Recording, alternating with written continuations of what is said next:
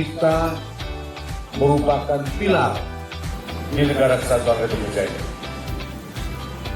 Sehingga di dalam pelaksanaannya nanti, meskipun pelaksanaannya ada di Jakarta, kita bisa menjaga situasi di Banda Aceh dengan aman dan tertib.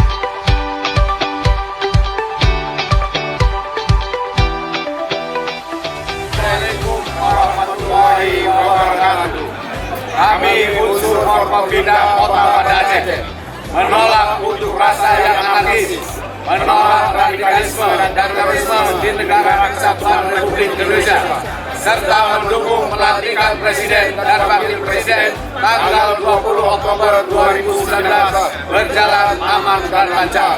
Wassalamualaikum warahmatullahi wabarakatuh.